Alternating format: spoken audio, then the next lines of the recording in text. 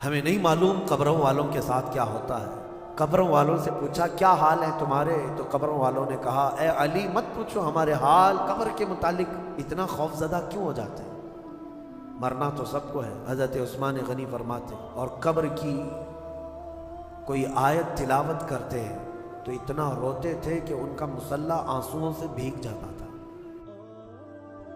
میرے آقا صلی اللہ علیہ وسلم خود فرماتے ہیں میں ایک سجدے میں جاتا ہوں تو مجھے اس بات کا یقین نہیں ہوتا کہ دوسرے سجدے تک میں زندہ رہوں گا۔ یہ سید الانبیاء فرما رہے ہیں، رسول رحمت فرما رہے ہیں۔ اور جس طرح سے آج ہم اپنی موت کو بھول بیٹھے، گناہوں کی کثرت ہو جاتی ہے، نفس غالب آ جاتا ہے، عیاشیاں شروع ہو جاتی ہیں۔ موت کا خوف ایسا ہے کہ خود میرے آقا نے فرمایا سب سے بہترین نصیحت کرنے والا تمہاری زندگی میں اگر کوئی ہے تو موت ہے۔ لوگوں کے جنازے دیکھو اور ان کی بے بسی دیکھو، ان کی مجبوری دیکھو، اور اس کے بعد تم بھی محسوس کرو کہ تمہارے ساتھ بھی یہی کیفیت ہوگی۔ وہ چھوٹی سی قبر، وہ چھوٹی سی ایک ایسی قبر جس میں نہ چٹائی، نہ تکیہ، نہ اوڑھنا، نہ بچھونا، اور ہاتھ چوڑے کرو تو قبر کی دیواریں لگنے لگ جائے، ہاتھ اٹھاؤ تو اوپر کی تختیاں لگنے لگ جائیں۔ میرے عزیزوں، اس ایک چھوٹی سی قبر کے اندر تمہیں برسوں بتانا ہے، برسوں بتانا ہے۔ اس جسم کے ساتھ وہیں سونا ہے۔ کبھی میں سوچتا ہوں ہماری آنکھیں اگر بند ہو جائیں اور ہمیں پتہ چلے کہ باہر فلاں فلاں چیزیں ہو رہی ہیں اور ہم کھولنا چاہیں نہیں کھلتی تو بے چینی ہونے لگ جاتی ہے، گھبراہٹ سی ہونے لگتی ہے۔ قبر میں یہی حال ہوگا کہ تمہارے اطراف ہونے والے سارے معاملات تمہیں پتہ ہوں گے، حتیٰ کہ حضور فرماتے ہیں قبرستان میں چلنے والے کے پیروں کی آواز تک تم سنو گے۔ مردہ سنتا ہے، سلام تو دور کی بات ہے، پیروں کے چلنے کی آواز بھی سنتا ہے، اور جب سنتا ہے سارے معاملات لیکن آ نہیں سکتا باہر، کسی کو کچھ کہہ نہیں سکتا، بول نہیں سکتا۔ کیسی بے چینی ہوگی وہ، کیسی گھبراہٹ ہوگی۔ بڑے بڑے اولیاء اکرام، حتیٰ کہ سیدنا عثمان ابن عفان رضی اللہ تعالیٰ عنہ، داماد رسول، امیر المومنین، خلیفہ رسول، جب رات کے وقت مصلی پر کھڑے ہوتے اور قبر کی کوئی آیت تلاوت کرتے تو اتنا روتے تھے کہ ان کا مصلی آنسوؤں سے بھیگ جاتا تھا۔ صبح ان کے مصلی کو نچوڑ کر سکھایا جاتا تھا۔ لوگ ان سے پوچھتے آپ قبر کے متعلق اتنا خوف زدہ کیوں ہو جاتے ہیں، مرنا تو سب کو ہے۔ حضرت عثمان غنی فرماتے یہ ہماری پہلی منزل ہے، اگر یہ نکل گئی تو ساری منزلیں آسان ہیں۔ اینما تکونوا یدرککم الموت، اللہ فرماتا ہے، اور کئی جگہ قرآن میں یہ آیتیں آئی ہیں۔ میرے عزیزوں، جانا ہم سب کو ہے، بہت تھوڑے ہی دنوں کے بعد آخرت کے سفر کی طرف رواں دواں ہے۔ اسی لیے میرے عزیزوں، ہمیں زیادہ دنیا میں اتنا پھیلانے کی ضرورت نہیں، آخرت کے سفر کی طرف تیاری بھی ہو۔ میں یہ نہیں کہتا کہ کمانا نہیں چاہیے، کمائیں، گھر بنائیں، رزق کا حصول، معاش کا حصول سب کے لیے ضروری ہے، لیکن ساتھ میں یہ فکر غالب رہے ہمارے ذہن میں کہ مجھے سب چھوڑ کر جانا ضروری ہے۔ جب تک تمہارے ذہن میں یہ بات آتی رہے گی میرا آخرت کا سفر باقی ہے، تو ہوگا یہ کہ تم دنیا تو کماتے رہو گے لیکن اپنے مولا سے غافل کبھی نہیں ہوگے، غافل کبھی نہیں۔ میں وہ زندگی کی بات کر رہا ہوں، آپ جاؤ فیکٹری میں جاؤ، کسی کمپنی میں جاؤ، کسی بزنس میں جاؤ، کسی جاب میں جاؤ، آپ کی دنیا ہے، آپ گھر بناؤ، لیکن ذہن میں اتنی بات رہے کہ میرا مولا مجھے ایک نہ ایک دن بلانے والا ہے۔ جب یہ فکر رہے گی تو آپ کی نمازیں بھی غائب نہیں ہوگی، آپ کی آخرت کی یاد۔ اسی لیے میرے آقا نے فرمایا قبرستان جایا کرو۔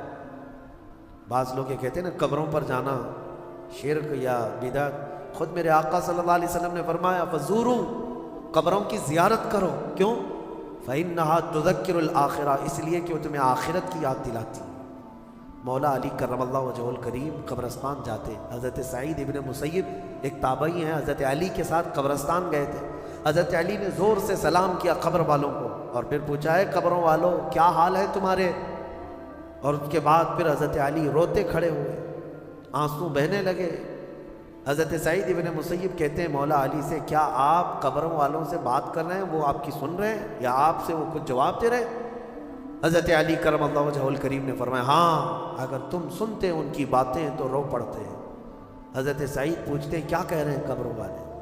سنو میرے عزیزوں، حیدر کرار شیر خدا علی مرتضیٰ فرماتے ہیں قبروں والوں سے میں نے پوچھا کیا حال ہے تمہارے؟ تو قبروں والوں نے کہا اے علی مت پوچھو ہمارے حال، جن بالوں کو ہم سجایا کرتے تھے ان بالوں پر تو اللہ نے اب بچھو چھوڑ دیے، ہمارے وہ چہرے جو غازے سے ملوث تھے، حسین تھے، ہمارے چہروں پر اب خون اور پیپ کے علاوہ کچھ نہیں رہ گیا، ہمارا وہ جسم جس کے سنوارنے کے لیے ہم دن بھر گھنٹوں لگاتے تھے آج وہ ہماری قبروں میں کیڑوں کی غذا بنا دی گئی ہے۔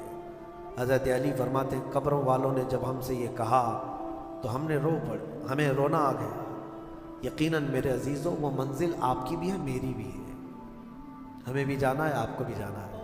حضرت سفیان ثوری فرماتے ہیں ایک چھوٹی سی بچی کو آپ نے ایک جنازے کے پیچھے جاتے ہوئے دیکھا روتے ہوئے، وہ لڑکی اپنے باپ کے جنازے میں جا رہی تھی، رو رہی تھی اور یہ کہہ رہی تھی اتنی بڑی مصیبت کا دن ہمارے اوپر کبھی آج تک آیا ہی نہیں تھا۔ حضرت سفیان ثوری نے کہا بیٹا تم پر نہیں تمہارے باپ پر جو دن آیا وہ کبھی نہیں آیا تھا، موت کا دن۔ اگر موت سے کوئی بچ سکتا تھا تو سب سے پہلا نمبر تو رسول اللہ کا ہونا چاہیے تھا، کیونکہ اللہ کے سب سے محبوب نبی وہی ہے۔ جب رسول پاک صلی اللہ تعالیٰ علیہ وسلم کو بھی موت آئی تو میاں ہمارا اور تمہارا شمار نہیں، چاہے 100 سال زندگی مل جائے لیکن مرنا ضروری ہے۔ بہرحال یہ باتیں بڑی طویل ہو جائیں گی، موت کا تذکرہ اس لیے بھی میں زیادہ کرتا ہوں کہ حدیث پاک میں ہے مومنوں کو یہ تذکرہ کرو تاکہ ان کو گناہوں سے نفرت پیدا ہو جائے اور آخرت کے سفر کی تیاری وہ شروع کریں۔ اللہ کریم ہم سب کو دنیاوی خرافات سے محفوظ فرمائے، دنیا کی لذتوں سے اور یہ فانی خرافات میں مبتلا ہو کر آخرت بھولنے سے اللہ ہماری حفاظت فرمائے۔ مولا کریم جب ہماری موت آنے کو ہو تو ہماری زبانوں پر کلمہ طیبہ جاری فرما دے۔ رب ذوالجلال موت سے پہلے تیرے حبیب پاک کے چہرے کی زیارت نصیب فرما۔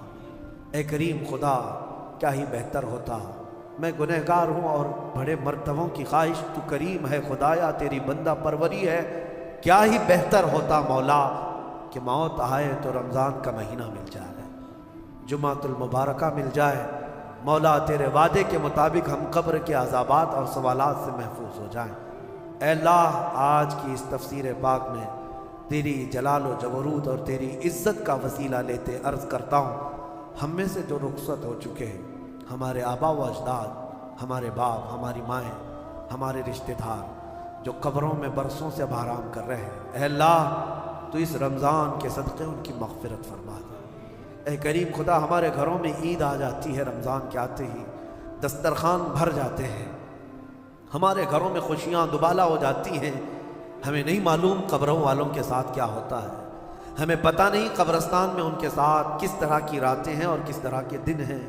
اے کریم خدا تجھے تیرے جلال و جبروت اور تیری عزت کی قسم جو مومنین ہم سے رخصت ہوئے ہمارا کسی بھی طرح کا ان سے تعلق رہا ہو، مولا اس عید سے پہلے ان کو جنتی خان نعمت عطا فرما دے۔ اے اللہ ان سب کو بھی رمضان کی بہاریں عطا فرما۔ وصلی اللہ تعالی علی خیر خلق محمد وآلہ واصحابہ اجمعین، وآخر دعوانا ان الحمد للہ رب العالمین۔ السلام علیکم۔